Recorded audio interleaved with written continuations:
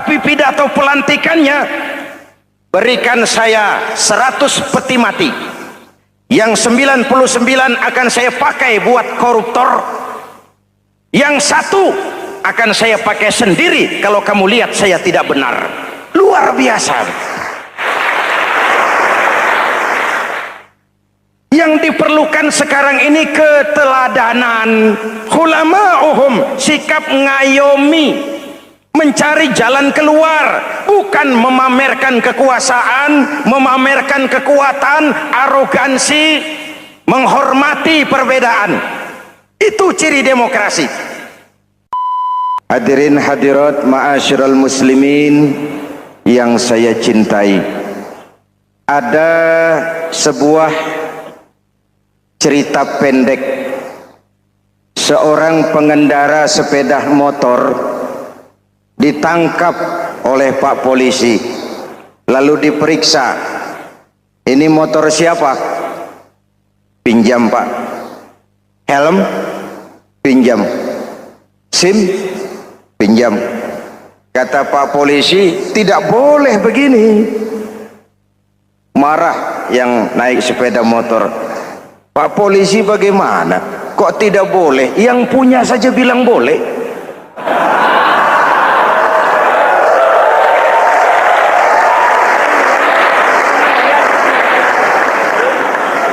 Cerita ini memberikan gambaran bagaimana masyarakat kita sekarang cenderung memboleh-bolehkan diri sendiri, melahirkan permissive society.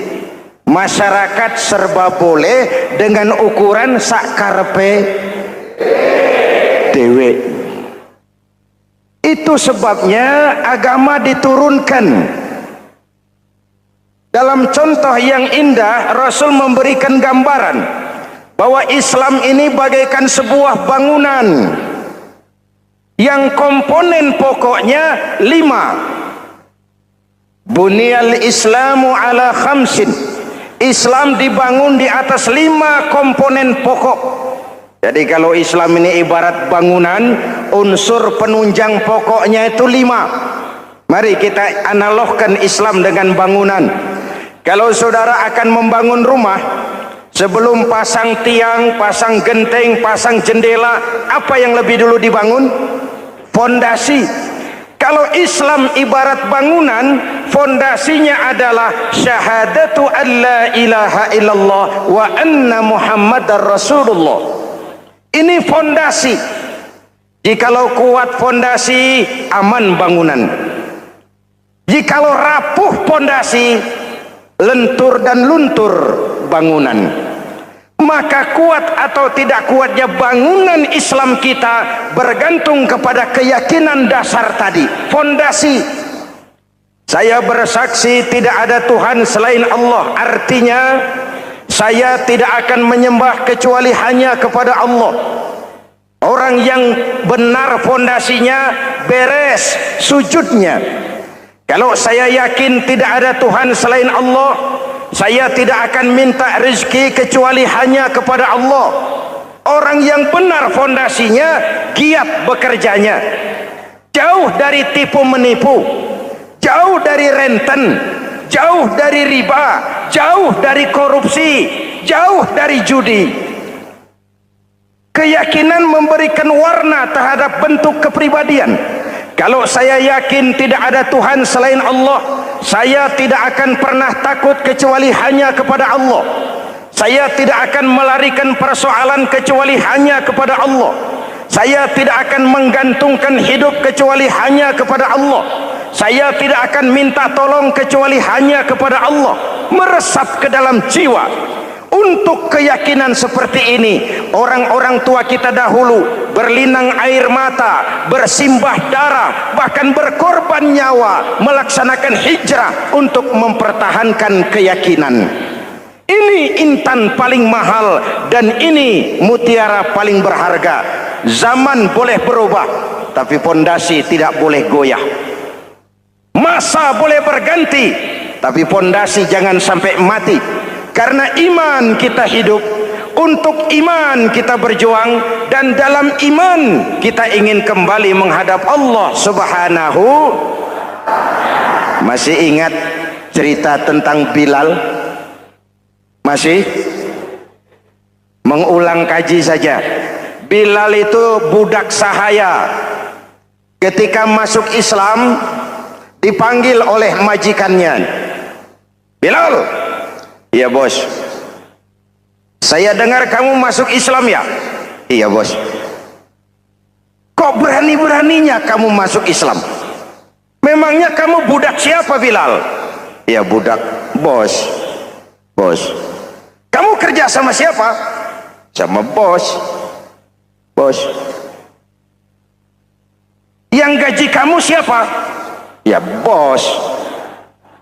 Nah, kamu kan ngerti Bilal, kamu budak saya, kamu kerja dengan saya, yang gaji kamu saya, yang beri makan saya. Kenapa? Kok beraninya masuk Islam padahal kamu belum saya kasih izin? Bos, bos boleh beli badan saya, tapi jangan mimpi bisa membeli jiwa saya. Tuhan boleh kuasai badan saya, tapi jangan mimpi bisa menguasai keyakinan saya. Saya memang benar Tuhan yang gaji, tapi kan saya digaji, saya kerja. Kerja itu kewajiban saya, gaji itu hak saya. Soal keyakinan, jangan ikut campur bos.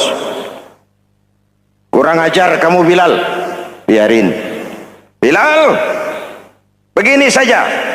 Kalau kau mau meninggalkan keyakinanmu, meninggalkan Allah Tuhanmu, kau akan kami merdekakan.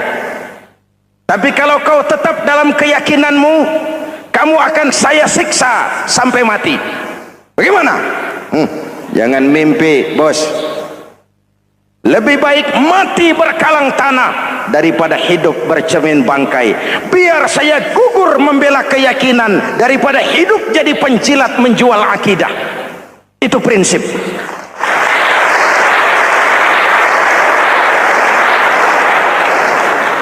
Gendeng kamu. Ayo siksa. Tangannya diikat, dihimpit dengan batu berat, dijemur dengan terik matahari padang pasir, terkelupas kulitnya, mengalir darah dari sekujur badannya, pecah bibirnya. Ayo Bilal, tetap bertuhan Allah dan kau akan mati di sini, atau kembali ke agama lama, kau jadi merdeka. Dari bibir yang pecah itu cuma keluar Allahu Ahad. Bilal budak badannya, merdeka jiwanya, maka namanya ditulis dengan tinta emas dalam sejarah. Kita zaman sekarang merdeka badan kita, tapi sering budak mental dan jiwa kita, maka sejarah tidak pernah mau mencatat kita.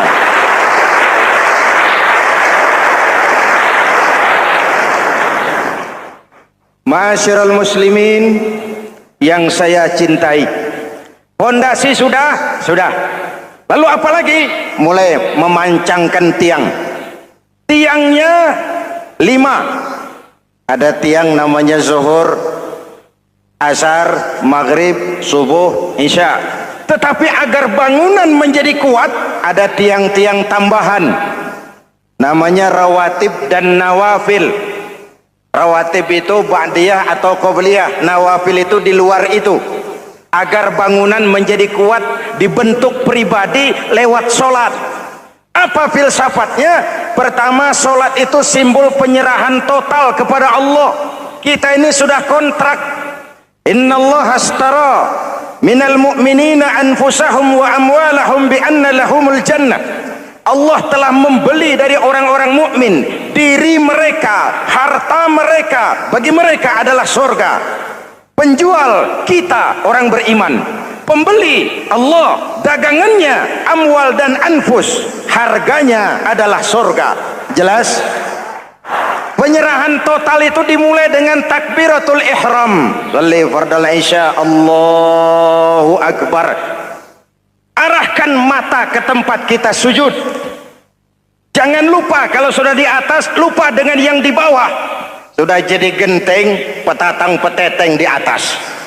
Lalu bilang, merasa capek sendiri, kata Genteng kepada Tiang, Tiang kamu sih enak, kata Genteng, saya setengah mati di atas, kehujanan, kepanasan, kadang-kadang anak-anak nakal saya disambitin. Kata Tiang, saudara Genteng, ngomong jangan sembarangan ya. Kamu kira kamu bisa nongkrong dan nangkring di atas itu gara-gara siapa, Genteng? Kan saya yang sokong dari bawah. Kamu jadi pejabat tinggi, jadi anggota ini, anggota itu, kami rakyat yang angkat. Jangan sudah di atas kami ditekan. Jangan agama dijadikan topeng untuk kepentingan pribadi.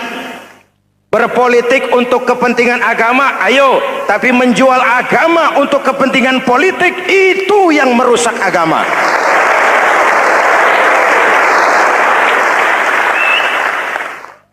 Ini kan kita lagi prihatin sedang meluncur kasus Bulog Gate 2. Innalillahi wa inna ilaihi raji'un. Kita lihat sajalah para petinggi kita sekarang bagaimana menyikapi hukum. Sebab saya dengar ada bargaining, orang takut teriak maling sapi karena DE maling wedus. Tidak berani teriak ada maling sapi karena dia maling kambing. Yang lain maling ayam, dikumpulin ternyata maling semua.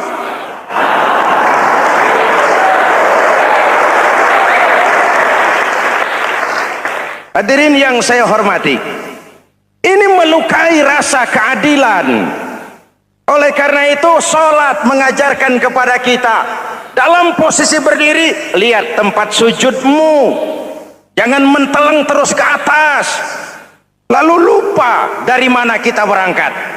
Itulah maknanya tawadhu, rendah hati, tidak melonjak angku dan sombong.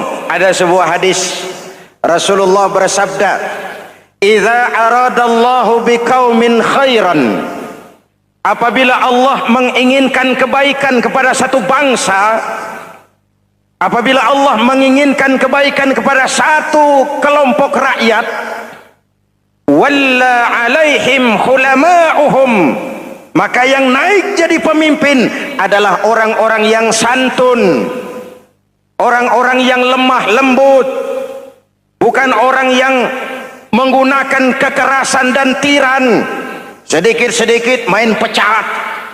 Itu terlambat lahir. Mestinya lahir di zaman Hitler, mestinya lahir di zaman Benito Mussolini, atau kalau mau lebih klasik lagi di zaman Fir'aun. Kalau Allah menginginkan kebaikan kepada satu masyarakat, satu bangsa, satu negara, naiklah orang-orang yang santun, yang ngayomi, yang menjadi solusi dan jalan keluar untuk kepentingan rakyatnya, mampu memberikan keteladanan. Saya tertarik dengan pidato Presiden Cina pada saat dilantik. Cina, Presiden Cina pasti tidak tahu Pancasila, pasti tidak kenal Islam, tapi pidato pelantikannya, berikan saya 100 peti mati, yang 99 akan saya pakai buat koruptor, yang satu akan saya pakai sendiri kalau kamu lihat saya tidak benar. Luar biasa. Yang diperlukan sekarang ini keteladanan, khulama'uhum, sikap ngayomi, mencari jalan keluar, bukan memamerkan kekuasaan, memamerkan kekuatan, arogansi, menghormati perbedaan. Itu ciri demokrasi. Lalu wa qada bainahum ulama'uhum, yang memutuskan hukum adalah pakarnya, ulamanya, mengambil keputusan secara profesional sehingga rakyat beroleh apa yang namanya kepastian hukum, merasa hidup terlindungi, aman dan nyaman. Lalu yang ketiga, wa ja'alal mala fi askhiyaihim, peredaran harta, pergerakan ekonomi berada di tangan orang-orang yang pemurah, yang tidak mau kaya sendiri, tidak mau senyum di atas penderitaan orang lain, menari di atas bangkai saudaranya. Hadirin yang saya hormati, ini cirinya. Tapi sebaliknya kata Nabi, wa idza aradallahu biqaumin syarran, apabila Allah menghendaki kejelekan, keburukan bagi satu bangsa, walla alaihim sufahauhum, yang naik jadi pemimpin orang-orang durjana, orang-orang kurang ajar, tapi dipoles dengan topeng yang bagus. Ini musim topeng. Musim apa? Topeng. Topeng itu apa perlunya? Menyembunyikan wajah asli. Sekarang ini Dracula berwajah Arjuna. Ini musim topeng. Kita rakyat harus hati-hati dan punya filter, mampu memilah dan memilih. Walla alaihim sufahauhum wa qada bainahum juhaluhum, yang memutuskan hukum, yang mengambil keputusan orang-orang bodoh. Wa ja'alal mala fi bukhalaihim, peredaran harta, peredaran ekonomi jatuh di tangan orang-orang yang bakhil, yang tidak punya konsep menciptakan kemakmuran yang merata bagi seluruh rakyat Indonesia.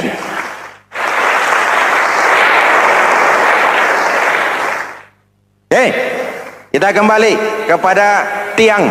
Ini kan lagi cerita tiang tadi ya. Kalau sedang berdiri, lihat tempat sujud, jangan menteleng terus ke atas. Terserang penyakit tamak bin rakus alias serakah. Nah, selesai. Anggota badan yang paling terhormat ini kepala. Ketika sujud, sama rendahnya dengan telapak kaki. Allahu Akbar, yang besar cuma Allah. Apa bedanya saya dengan saudara? Tidak ada, kecuali saya ngomong saudara dengerin. Kita sama-sama beribadah, sama-sama mencari nilai tambah di hadapan Allah. Apa saya lebih penting dari saudara? Belum tentu. Apa saya lebih hebat dari saudara? Belum tentu. Perasaan lebih penting, lebih hebat, lebih jago setan. Jelas? Ayo tundukkan kepala, dia sama rendahnya dengan telapak kaki kita. Yang besar cuma Allah. Allahu Akbar. Lalu diakhiri dengan menebarkan salam. Assalamualaikum warahmatullah. Assalamualaikum warahmatullah. Menebarkan salam, mewujudkan rasa aman, damai, bukan menimbulkan keresahan. Hadirin yang saya hormati, ini karakteristik kita. Selesai sholat, kembali ke masyarakat, ajaran salam diterjemahkan. Apa? Rasulullah sallallahu alaihi wasallam bersabda, "Ufsus salam, wasilul arham, wa at'imut ta'am, wa sallu bil laili wan nasu niyam, tadkhulul jannata bisalam." Pertama, ufsus salam, tebarkan salam. Tebarkan salam itu bukan cuma kalau ketemu orang assalamualaikum, assalamualaikum. Iya, itu zahirnya. Tetapi hidup di tengah masyarakat memberikan rasa aman, rasa damai, menjadi pengayom bagi lingkungan, menjadi rahmah bagi semesta. Dalam Islam jangankan manusia, binatang saja dilindungi kok. Betul? Betul? Coba kalau belajar istinja itu kan makruh buang air kecil di tanah yang berlubang. Kenapa? Pertama, melindungi binatang yang ada dalam lubang. Siapa tahu di lubang yang saudara kencingi ada semut sedang rapat. Membahas Bologet jilid 2. Apa dosanya lalu mati dikencingi? Ini namanya rahmatan lis semut. Binatang saja dilindungi. Ada hadis, kalau kamu menyembelih hewan, sembelilah dengan cara yang terbaik. Jangan menyembelih ayam dengan pisau tumpul. Ini ajaran apa? Ajaran tentang peri kebinatangan. Rahmatan, memberikan rahmah, salam, keselamatan dan kedamaian kepada masyarakat lingkungan. Itu misi seorang muslim.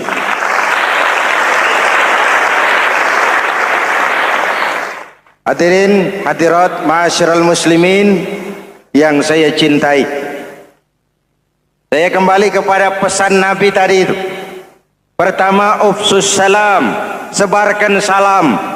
Sekarang ini kan yang banyak sebarkan isu, sebarkan fitnah, hancurkan nama baik orang, hantam orang di mana-mana.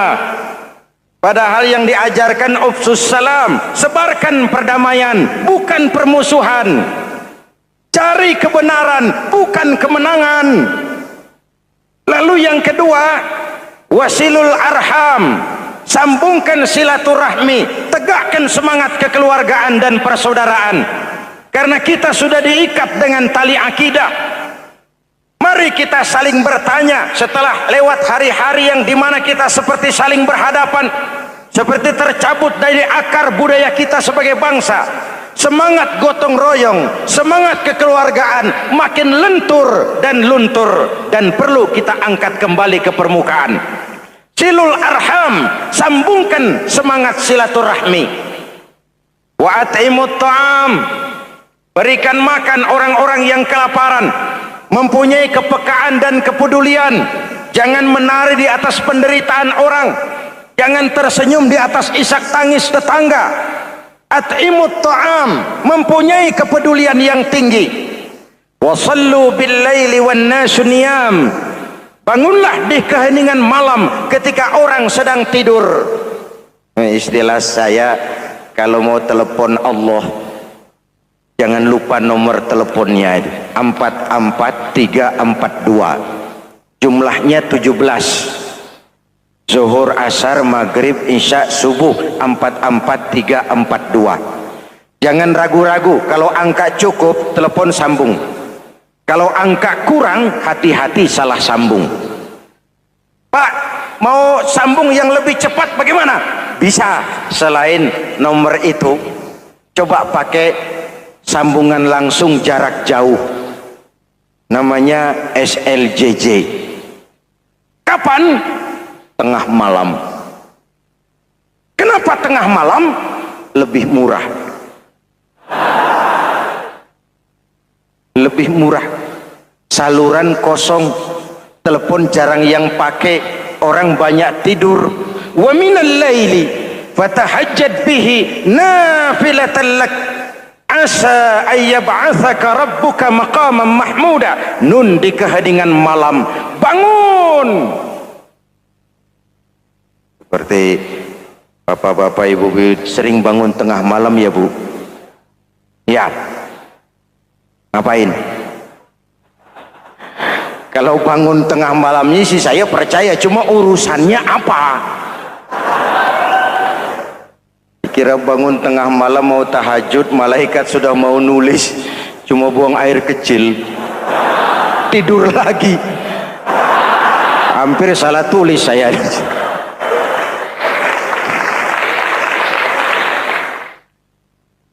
Baik, fondasi sudah Pak, tiang siap. Lalu apa lagi? Rumah itu supaya ada batas, perlu pagar, dinding, tembok. Yang jadi batas, dinding, tembok, puasa.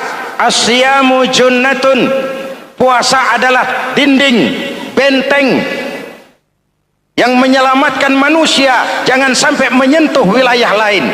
Ada batas-batas dan norma yang diindahkan. Selesai tembok, dinding, selesai pagar, selesai.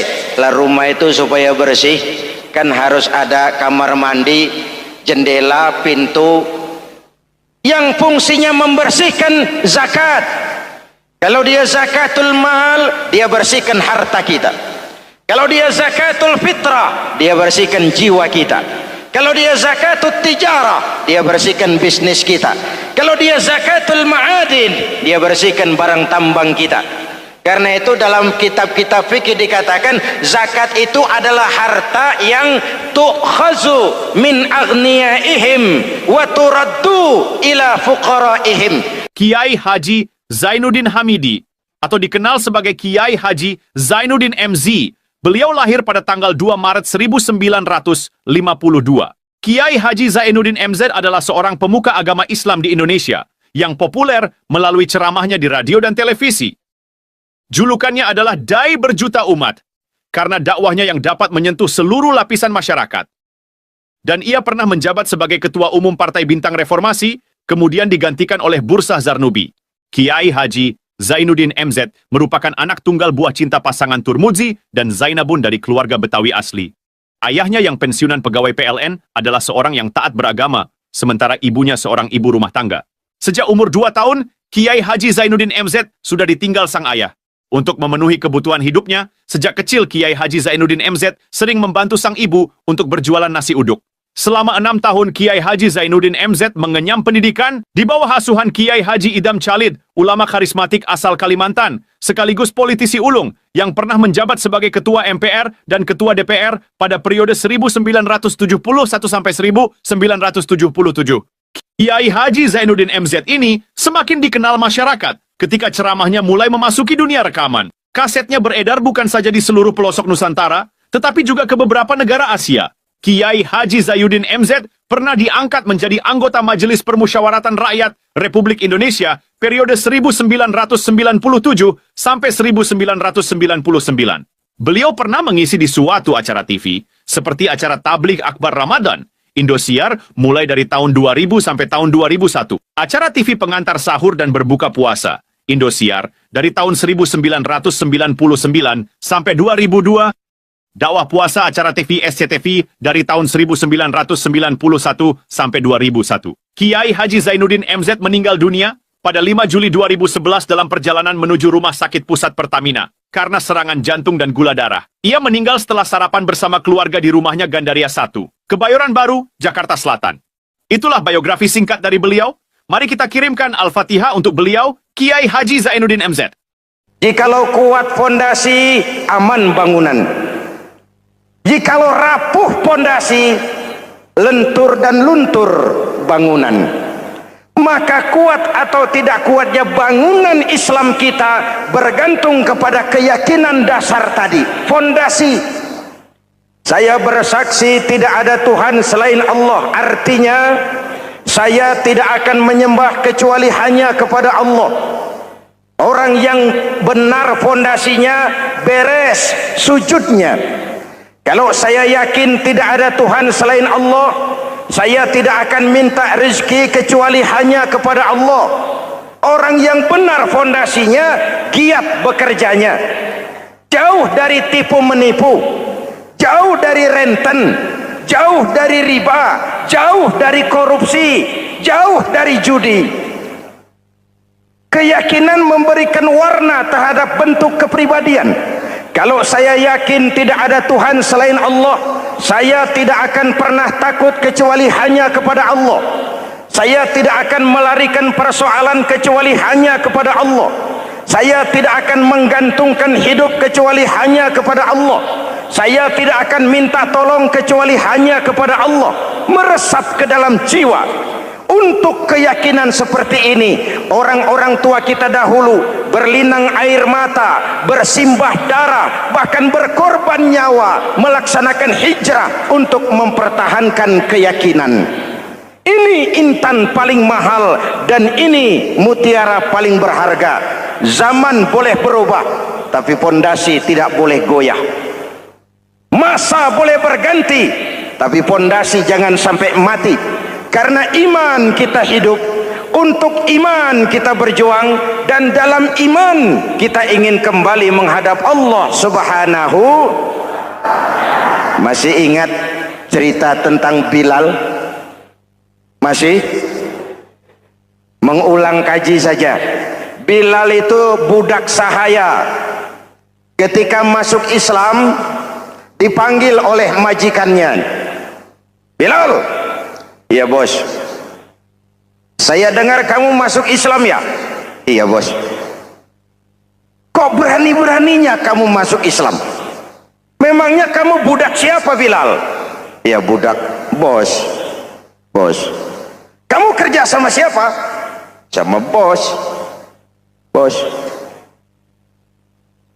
Yang gaji kamu siapa? Ya, bos.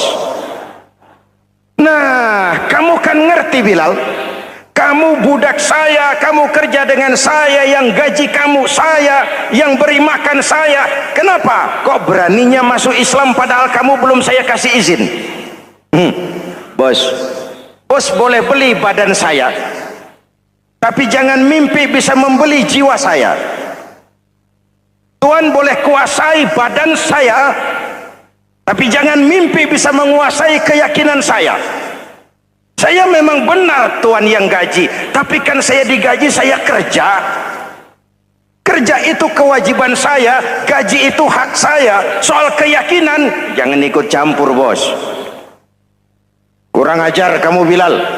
Biarin. Bilal, begini saja.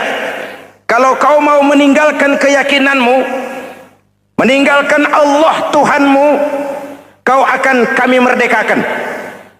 Tapi kalau kau tetap dalam keyakinanmu, kamu akan saya siksa sampai mati. Bagaimana? Jangan mimpi, bos. Lebih baik mati berkalang tanah daripada hidup bercermin bangkai. Biar saya gugur membela keyakinan daripada hidup jadi penjilat menjual akidah. Itu prinsip.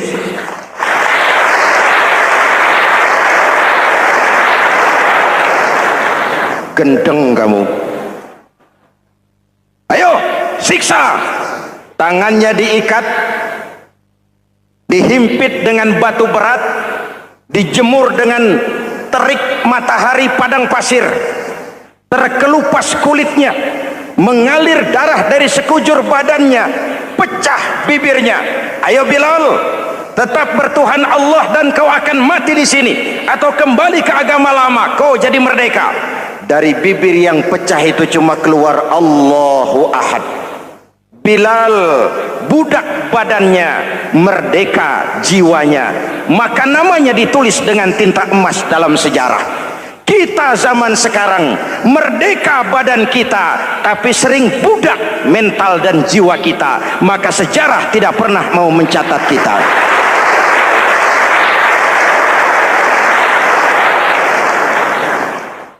Masyarul muslimin yang saya cintai, fondasi sudah.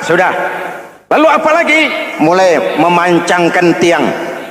Tiangnya 5. Ada tiang namanya zuhur, asar, maghrib, subuh, isya. Tetapi agar bangunan menjadi kuat, ada tiang-tiang tambahan. Namanya rawatib dan nawafil. Rawatib itu ba'diyah atau qobliyah, nawafil itu di luar itu. Agar bangunan menjadi kuat, dibentuk pribadi lewat solat. Apa filsafatnya? Pertama, solat itu simbol penyerahan total kepada Allah. Kita ini sudah kontrak. Innallaha astara minal mu'minina anfusahum wa amwalahum bi anna lahumul jannah. Allah telah membeli dari orang-orang mukmin diri mereka, harta mereka, bagi mereka adalah surga. Penjual kita orang beriman, pembeli Allah, dagangannya amwal dan anfus, harganya adalah surga. Jelas? Penyerahan total itu dimulai dengan takbiratul ihram. Shalli fardal isya, Allahu akbar. Arahkan mata ke tempat kita sujud. Jangan lupa kalau sudah di atas, lupa dengan yang di bawah. Sudah jadi genteng, petatang peteteng di atas. Lalu bilang, merasa capek sendiri, kata genteng kepada tiang. Tiang, kamu sih enak, kata genteng. Saya setengah mati di atas. Kehujanan, kepanasan, kadang-kadang anak-anak nakal saya disambitin. Kata tiang, saudara genteng, ngomong jangan sembarangan ya. Kamu kira kamu bisa nongkrong dan nangkring di atas, itu gara-gara siapa genteng? Kan saya yang sokong dari bawah. Kamu jadi pejabat tinggi, jadi anggota ini, anggota itu. Kami rakyat yang angkat. Jangan sudah di atas kami ditekan. Jangan agama dijadikan topeng untuk kepentingan pribadi. Berpolitik untuk kepentingan agama, ayo. Tapi menjual agama untuk kepentingan politik, itu yang merusak agama.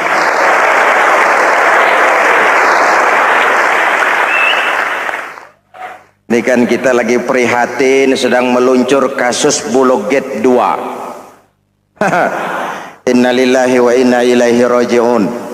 Kita lihat sajalah para petinggi kita sekarang bagaimana menyikapi hukum. Sebab saya dengar ada bargaining. Orang takut teriak maling sapi karena DE maling wedus. Tidak berani teriak ada maling sapi karena dia maling kambing. Yang lain maling ayam, dikumpulin ternyata maling semua.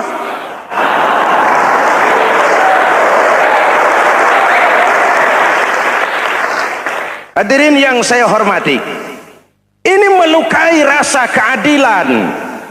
Oleh karena itu sholat mengajarkan kepada kita, dalam posisi berdiri, lihat tempat sujudmu. Jangan menteleng terus ke atas, lalu lupa dari mana kita berangkat. Itulah maknanya tawadhu, rendah hati, tidak melonjak angku dan sombong. Ada sebuah hadis Rasulullah bersabda, "Idza aradallahu biqaumin khairan."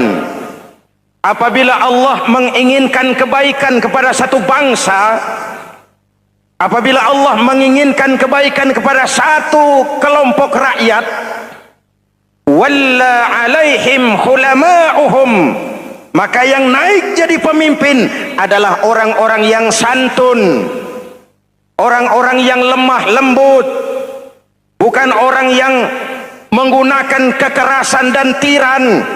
Sedikit-sedikit main pecat. Itu terlambat lahir. Mestinya lahir di zaman Hitler, mestinya lahir di zaman Benito Mussolini, atau kalau mau lebih klasik lagi di zaman Fir'aun. Kalau Allah menginginkan kebaikan kepada satu masyarakat, satu bangsa, satu negara, naiklah orang-orang yang santun, yang ngayomi, yang menjadi solusi dan jalan keluar untuk kepentingan rakyatnya, mampu memberikan keteladanan. Saya tertarik dengan pidato Presiden Cina pada saat dilantik. Cina, Presiden Cina pasti tidak tahu Pancasila, pasti tidak kenal Islam, tapi pidato pelantikannya, berikan saya 100 peti mati, yang 99 akan saya pakai buat koruptor, yang satu akan saya pakai sendiri kalau kamu lihat saya tidak benar. Luar biasa. Yang diperlukan sekarang ini keteladanan, hulama'uhum, sikap ngayomi, mencari jalan keluar, bukan memamerkan kekuasaan, memamerkan kekuatan, arogansi, menghormati perbedaan. Itu ciri demokrasi. Lalu wa qada bainahum ulama'uhum, yang memutuskan hukum adalah pakarnya, ulamanya, mengambil keputusan secara profesional sehingga rakyat beroleh apa yang namanya kepastian hukum, merasa hidup terlindungi, aman dan nyaman. Lalu yang ketiga, wa ja'alal mala fi askhiyaihim, peredaran harta, pergerakan ekonomi berada di tangan orang-orang yang pemurah, yang tidak mau kaya sendiri, tidak mau senyum di atas penderitaan orang lain, menari di atas bangkai saudaranya. Hadirin yang saya hormati, ini cirinya. Tapi sebaliknya kata Nabi, wa idza aradallahu biqaumin syarran, Apabila Allah menghendaki kejelekan, keburukan bagi satu bangsa, walla alaihim sufahauhum, yang naik jadi pemimpin orang-orang durjana, orang-orang kurang ajar, tapi dipoles dengan topeng yang bagus. Hei, hei, ini musim topeng. Musim apa? Topeng. Topeng itu apa perlunya? Menyembunyikan wajah asli. Sekarang ini Dracula berwajah Arjuna. Ini musim topeng. Kita rakyat harus hati-hati dan punya filter, mampu memilah dan memilih. Walla alaihim sufahauhum wa qada bainahum juhaluhum, yang memutuskan hukum, yang mengambil keputusan orang-orang bodoh. Wa ja'alal mala fi bukhalaihim, peredaran harta, peredaran ekonomi jatuh di tangan orang-orang yang bakhil, yang tidak punya konsep menciptakan kemakmuran yang merata bagi seluruh rakyat Indonesia.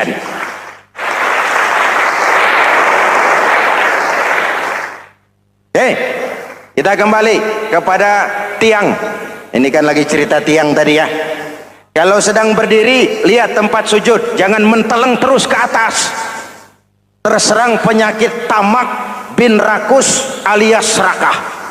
Nah, selesai. Anggota badan yang paling terhormat ini kepala.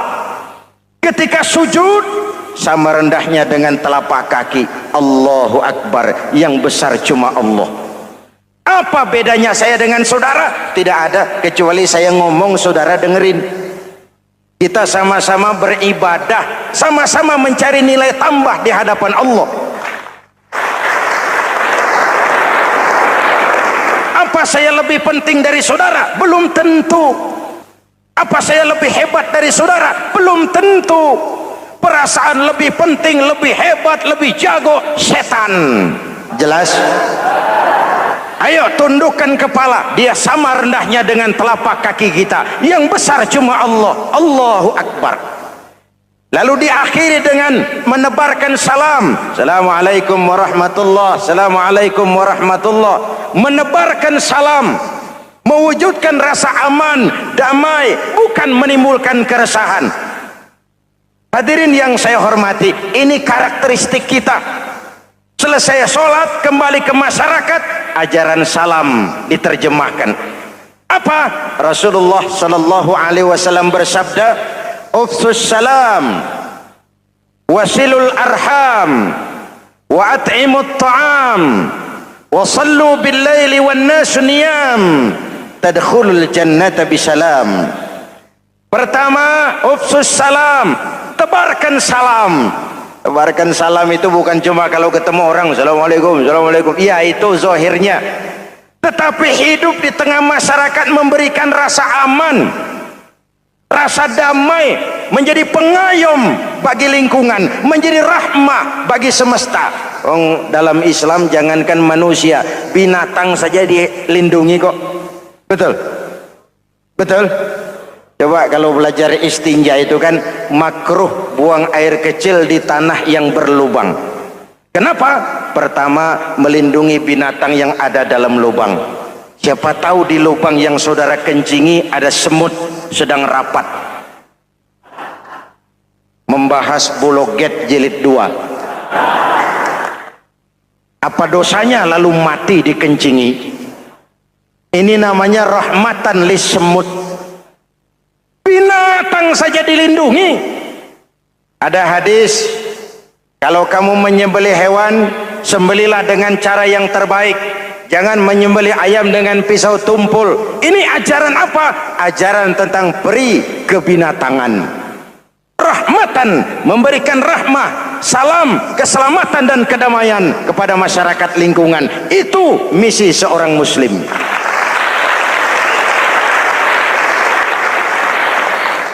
Hadirin hadirat ma'asyiral muslimin yang saya cintai, saya kembali kepada pesan Nabi tadi itu. Pertama, ufsus salam, sebarkan salam. Sekarang ini kan yang banyak sebarkan isu, sebarkan fitnah, hancurkan nama baik orang, hantam orang di mana-mana.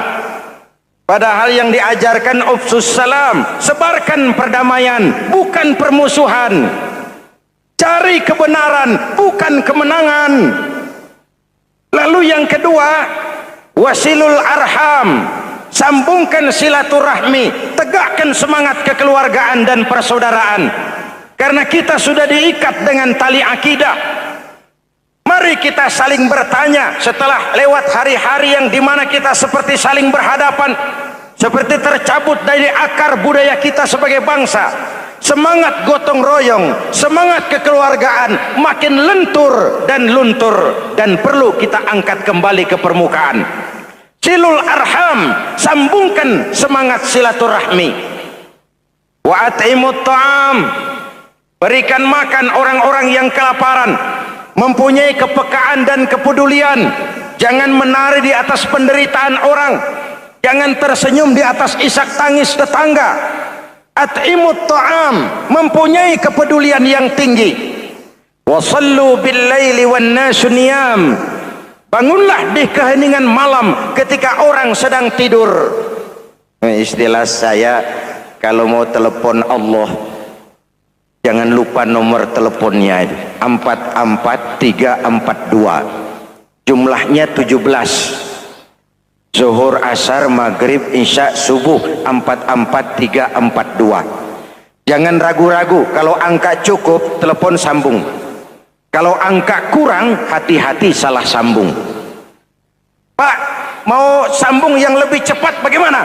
Bisa, selain nomor itu coba pakai sambungan langsung jarak jauh, namanya SLJJ. Kapan? Tengah malam. Kenapa tengah malam? Lebih murah.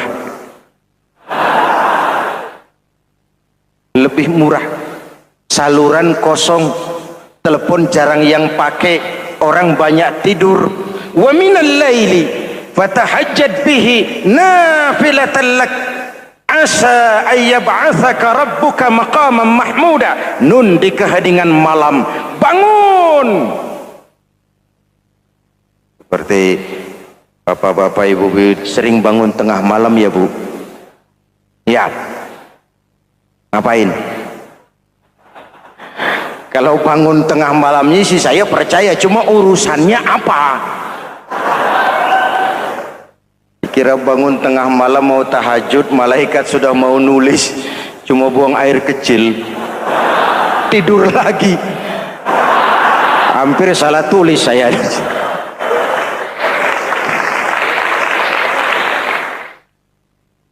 Baik, fondasi sudah Pak, tiang siap, lalu apa lagi? Nah, rumah itu supaya ada batas, perlu pagar, dinding, tembok.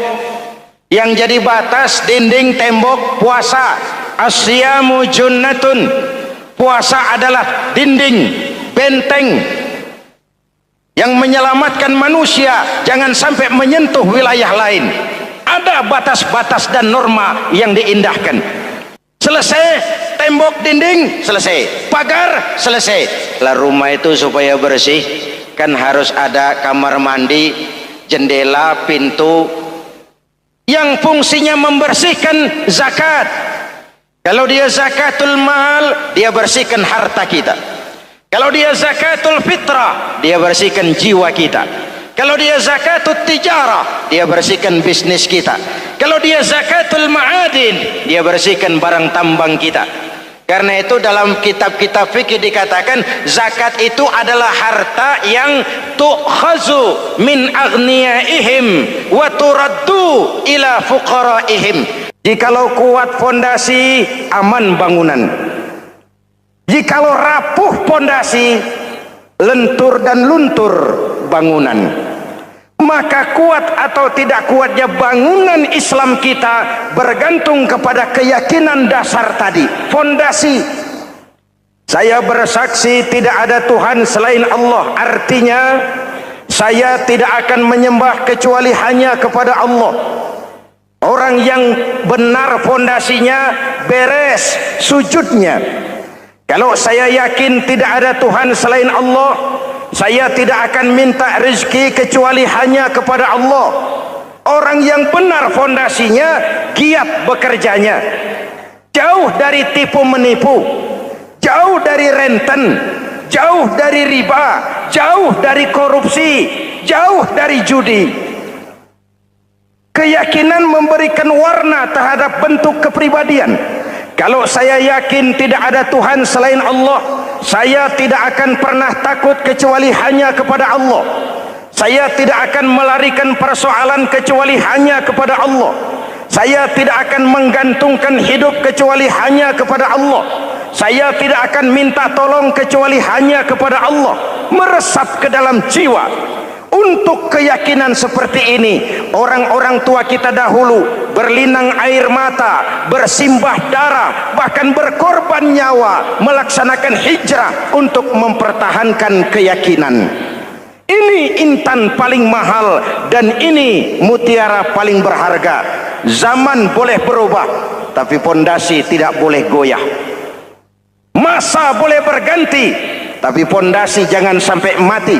Karena iman kita hidup, untuk iman kita berjuang, dan dalam iman kita ingin kembali menghadap Allah Subhanahu. Masih ingat cerita tentang Bilal? Masih? Mengulang kaji saja. Bilal itu budak sahaya. Ketika masuk Islam, dipanggil oleh majikannya. Bilal, iya bos. Saya dengar kamu masuk Islam ya? Iya bos. Kok berani-beraninya kamu masuk Islam? Memangnya kamu budak siapa Bilal? Iya budak bos. Bos. Kamu kerja sama siapa? Sama bos. Bos. Yang gaji kamu siapa? Ya bos.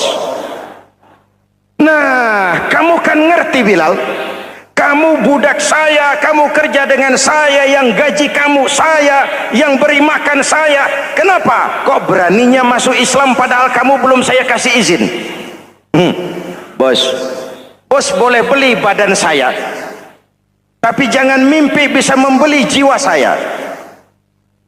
Tuhan boleh kuasai badan saya, tapi jangan mimpi bisa menguasai keyakinan saya. Saya memang benar Tuhan yang gaji, tapi kan saya digaji, saya kerja. Kerja itu kewajiban saya, gaji itu hak saya. Soal keyakinan, jangan ikut campur bos. Kurang ajar kamu Bilal. Biarin. Bilal, begini saja. Kalau kau mau meninggalkan keyakinanmu, meninggalkan Allah Tuhanmu, kau akan kami merdekakan. Tapi kalau kau tetap dalam keyakinanmu, kamu akan saya siksa sampai mati. Bagaimana? Jangan mimpi bos. Lebih baik mati berkalang tanah daripada hidup bercermin bangkai. Biar saya gugur membela keyakinan daripada hidup jadi penjilat menjual akidah. Itu prinsip.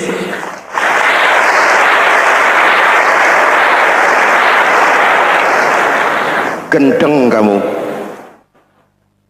Ayo siksa. Tangannya diikat, dihimpit dengan batu berat, dijemur dengan terik matahari padang pasir, terkelupas kulitnya, mengalir darah dari sekujur badannya, pecah bibirnya. Ayo Bilal, tetap bertuhan Allah dan kau akan mati di sini, atau kembali ke agama lama, kau jadi merdeka. Dari bibir yang pecah itu cuma keluar Allahu Ahad. Bilal budak badannya, merdeka jiwanya, maka namanya ditulis dengan tinta emas dalam sejarah. Kita zaman sekarang merdeka badan kita, tapi sering budak mental dan jiwa kita, maka sejarah tidak pernah mau mencatat kita.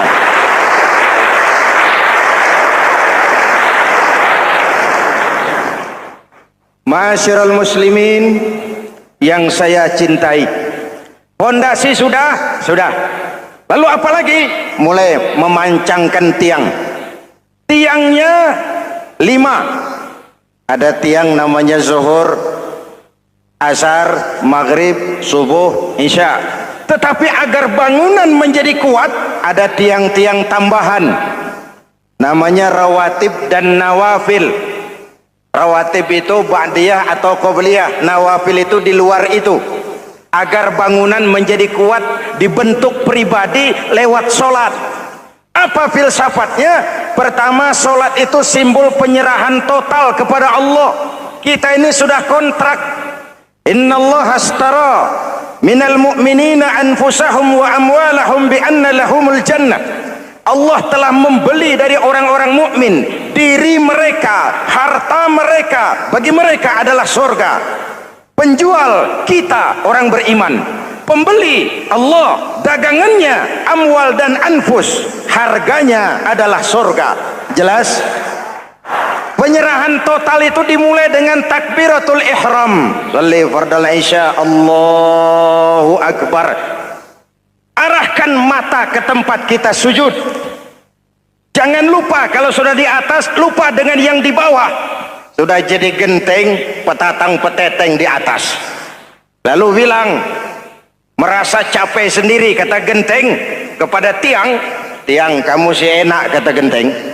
Saya setengah mati di atas. Kehujanan, kepanasan, kadang-kadang anak-anak nakal saya disambitin. Kata tiang, saudara genteng, ngomong jangan sembarangan ya. Kamu kira kamu bisa nongkrong dan nangkring di atas, itu gara-gara siapa genteng? Kan saya yang sokong dari bawah. Kamu jadi pejabat tinggi, jadi anggota ini, anggota itu. Kami rakyat yang angkat, jangan sudah di atas kami ditekan. Jangan agama dijadikan topeng untuk kepentingan pribadi. Berpolitik untuk kepentingan agama, ayo. Tapi menjual agama untuk kepentingan politik, itu yang merusak agama.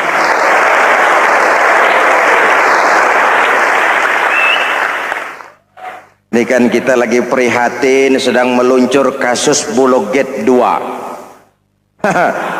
Innalillahi wa inna ilaihi raji'un. Kita lihat sajalah para petinggi kita sekarang bagaimana menyikapi hukum. Sebab saya dengar ada bargaining, orang takut teriak maling sapi karena DE maling wedus. Tidak berani teriak ada maling sapi karena dia maling kambing. Yang lain maling ayam, dikumpulin ternyata maling semua.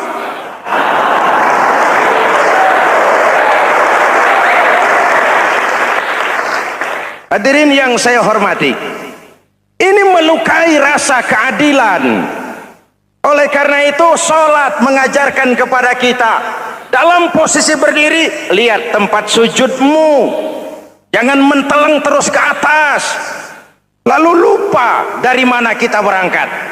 Itulah maknanya tawadhu, rendah hati, tidak melonjak angku dan sombong. Ada sebuah hadis, Rasulullah bersabda, "Idza aradallahu biqaumin khairan." Apabila Allah menginginkan kebaikan kepada satu bangsa, apabila Allah menginginkan kebaikan kepada satu kelompok rakyat, walla alaihim hulama'uhum, maka yang naik jadi pemimpin adalah orang-orang yang santun, orang-orang yang lemah lembut, bukan orang yang menggunakan kekerasan dan tiran. Sedikit-sedikit main pecat, itu terlambat lahir.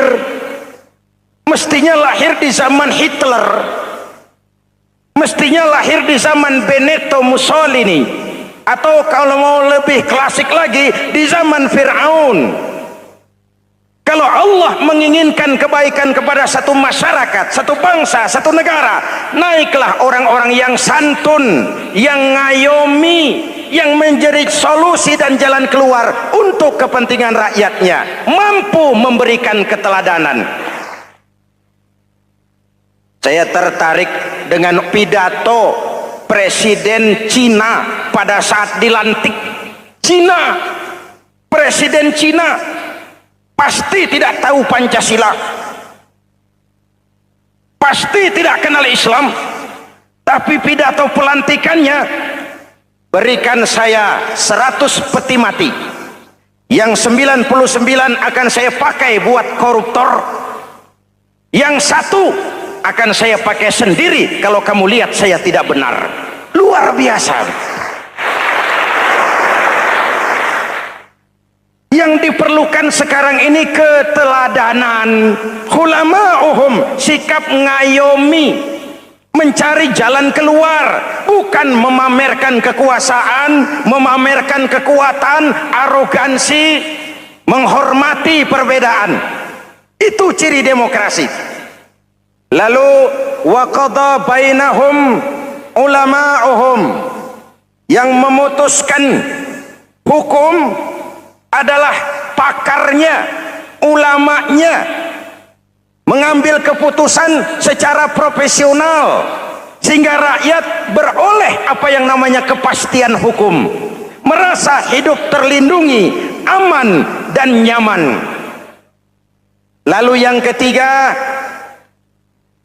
wa ja'alal mala fi askhiyaihim, peredaran harta, pergerakan ekonomi berada di tangan orang-orang yang pemurah, yang tidak mau kaya sendiri, tidak mau senyum di atas penderitaan orang lain, menari di atas bangkai saudaranya. Hadirin yang saya hormati, ini cirinya.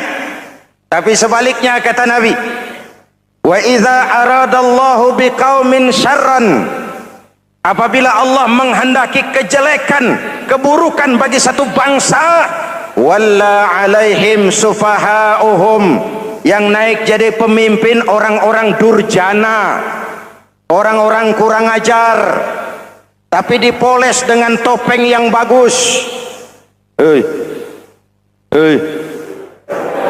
Ini musim topeng. Musim apa?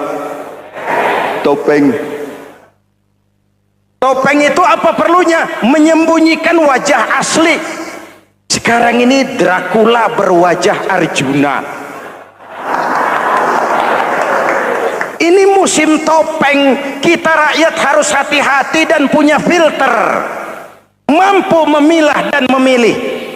Walla alaihim sufahauhum wa qada bainahum juhaluhum, yang memutuskan hukum, yang mengambil keputusan orang-orang bodoh.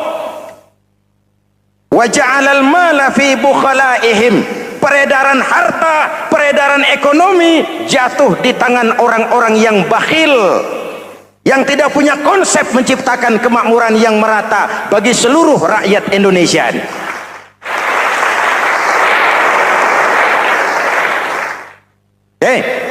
Kita kembali kepada tiang. Ini kan lagi cerita tiang tadi ya. Kalau sedang berdiri, lihat tempat sujud, jangan menteleng terus ke atas. Terserang penyakit tamak bin rakus alias serakah. Nah, selesai. Anggota badan yang paling terhormat ini kepala. Ketika sujud, sama rendahnya dengan telapak kaki. Allahu Akbar, yang besar cuma Allah.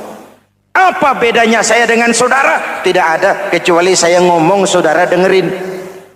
Kita sama-sama beribadah, sama-sama mencari nilai tambah di hadapan Allah. Apa saya lebih penting dari saudara? Belum tentu. Apa saya lebih hebat dari saudara? Belum tentu. Perasaan lebih penting, lebih hebat, lebih jago setan. Jelas? Ayo tundukkan kepala, dia sama rendahnya dengan telapak kaki kita. Yang besar cuma Allah. Allahu Akbar. Lalu diakhiri dengan menebarkan salam. Assalamualaikum warahmatullah. Assalamualaikum warahmatullah. Menebarkan salam, mewujudkan rasa aman, damai, bukan menimbulkan keresahan. Hadirin yang saya hormati, ini karakteristik kita. Selesai sholat, kembali ke masyarakat, ajaran salam diterjemahkan. Apa? Rasulullah sallallahu alaihi wasallam bersabda, ufsus salam, wasilul arham, wa at'imut ta'am, wa sallu bil laili wan nasu niyam, tadkhulul jannata bisalam. Pertama, ufsus salam, tebarkan salam. Tebarkan salam itu bukan cuma kalau ketemu orang assalamualaikum, assalamualaikum. Iya, itu zahirnya. Tetapi hidup di tengah masyarakat memberikan rasa aman, rasa damai, menjadi pengayom bagi lingkungan, menjadi rahmah bagi semesta. Dalam Islam jangankan manusia, binatang saja dilindungi kok. Betul? Betul? Coba kalau belajar istinja itu kan makruh buang air kecil di tanah yang berlubang. Kenapa? Pertama, melindungi binatang yang ada dalam lubang. Siapa tahu di lubang yang saudara kencingi ada semut sedang rapat. Membahas Bologet jilid 2. Apa dosanya lalu mati dikencingi? Ini namanya rahmatan lis semut. Binatang saja dilindungi. Ada hadis, kalau kamu menyembelih hewan, sembelilah dengan cara yang terbaik. Jangan menyembelih ayam dengan pisau tumpul. Ini ajaran apa? Ajaran tentang peri kebinatangan. Rahmatan, memberikan rahmah, salam, keselamatan dan kedamaian kepada masyarakat lingkungan. Itu misi seorang muslim.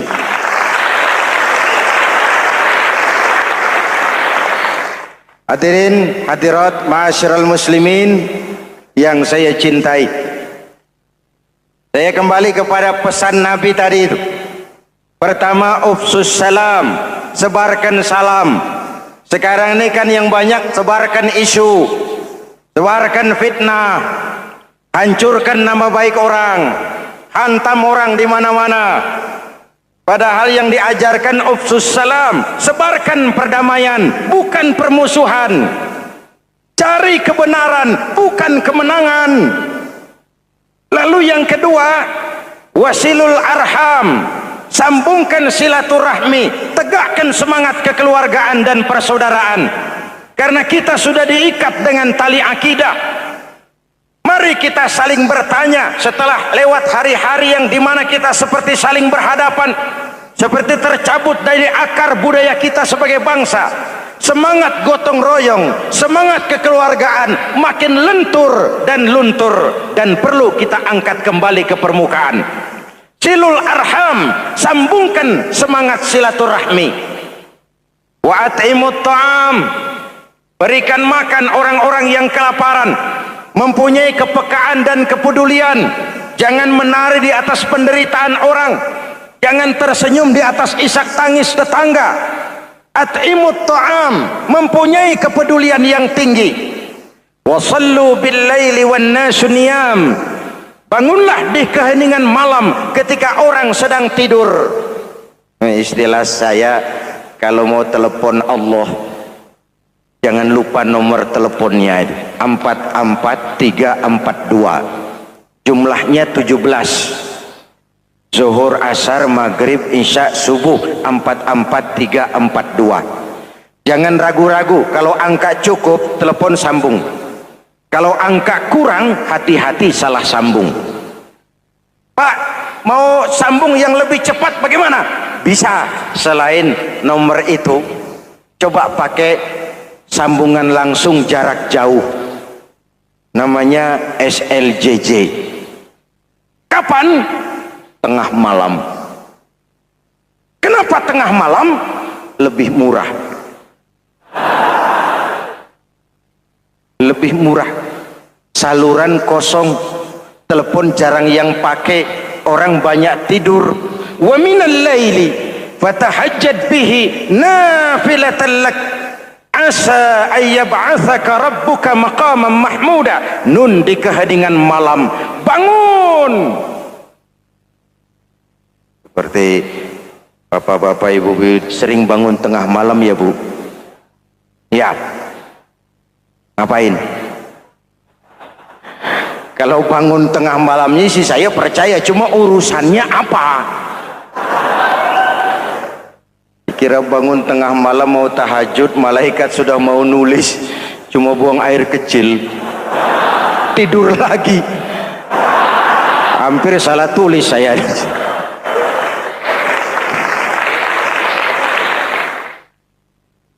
Baik, fondasi sudah Pak, tiang siap. Lalu apa lagi? Nah, rumah itu supaya ada batas, perlu pagar, dinding, tembok. Yang jadi batas, dinding, tembok, puasa. Asyamu junnatun, puasa adalah dinding, benteng yang menyelamatkan manusia jangan sampai menyentuh wilayah lain. Ada batas-batas dan norma yang diindahkan.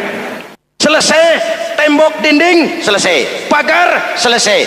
Lah rumah itu supaya bersih kan harus ada kamar mandi, jendela, pintu yang fungsinya membersihkan zakat. Kalau dia zakatul mal, dia bersihkan harta kita. Kalau dia zakatul fitrah, dia bersihkan jiwa kita. Kalau dia zakatul tijarah, dia bersihkan bisnis kita. Kalau dia zakatul ma'adin, dia bersihkan barang tambang kita.